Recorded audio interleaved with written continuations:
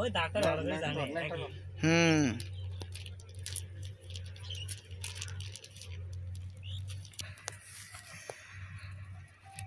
কৃষ্ণচূড়া গাছ কোনো যেগুলো গাছ গাড়ি বুঝছাও, একটা গাছও তো মরে নাই, এগুলা গাছও মরবে না ইনশাল্লাহ। চাপা চাপা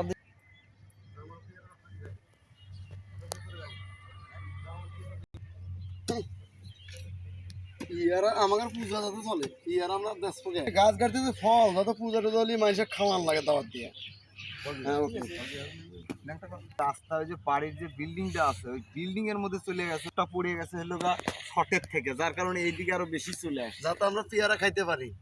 তারপর আলহামদুলিল্লাহ ডাক্তার দিছে যাতে আমরা পেয়ারা খাইতে পারি। পূজা মায়ের মন্দিরে আমরা যাতে মায়ের মন্দিরে আমরা ডালিটা শোনে আমার মায়ের মন্দিরে যাতে আমরা এই পেয়ারা দিয়ে আমরা যাতে পূজা করতে পারি। আলহামদুলিল্লাহ অবশ্যই।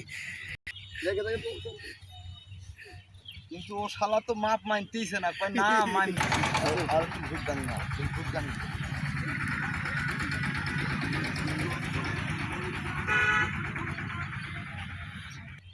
চাপা দিস মাটি চাপ দিয়ে সাইড দিয়ে। আপনি যে আমাদের গাছগুলো দিয়েছেন, আপনি কোনো কোনো ধন্যবাদ। আপনার আল্লাহ আপনার মঙ্গল করুন। ওটা আমি কইছি গাছটা লাগতে পারে, আমি কইছি অনেক গাছ দেন, আমার গাছ দিন।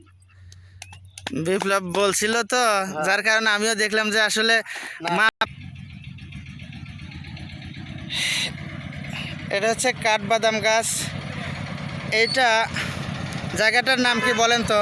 সুতাহাটি বাজার, সুতাহাটি শ্মশান।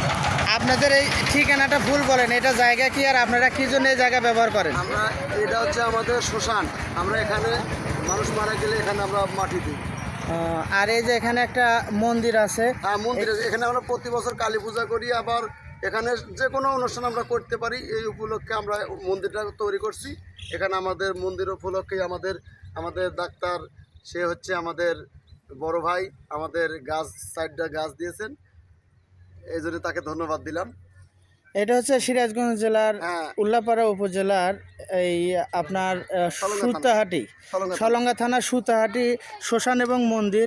আসলে জায়গাটা অনেক সুন্দর। আমার কথা হচ্ছে গাছ পরিবেশের বন্ধু, গাছ সকলের বন্ধু। এখানে যেহেতু অনেক অনেক মানুষের সমাগম হয়, আর এই জায়গাটা এত সুন্দর একটা পরিবেশের জায়গা, কিন্তু সেই জায়গাতে তেমন কোনো গাছগাছালি ছিল না, যার কারণে আমাকে যে ছোট ভাই বিপ্লব কুমার বলছিল, বিপ্লব কুমার বলাতে আরও এই যে যারা আছে, এই যে শুভক দাদারা যারা আছেন অত্যন্ত ভালোবাসে, অজিত দাদারা যারা আমাকে অত্যন্ত ভালোবাসে।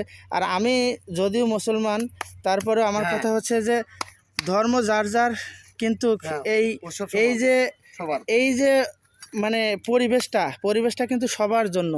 এখানে কিন্তু কারো গায়ের সাথে ধর্ম লেখা থাকবে না, লেখা থাকবে শুধু এই পরিবেশটা সুন্দর আছে, যার কারণে আমি সবার সাথে মিলেমিশে থাকি। আর এবং আমাকে অত্যন্ত ভালোবাসার, আমিও চেষ্টা করি ভালোবাসার প্রতিদান দিতে পারবো না, কিন্তু ভালোবাসাটা ধরে রাখার জন্য এই একটি গাছ, একটি করে 4টি গাছ দিলাম।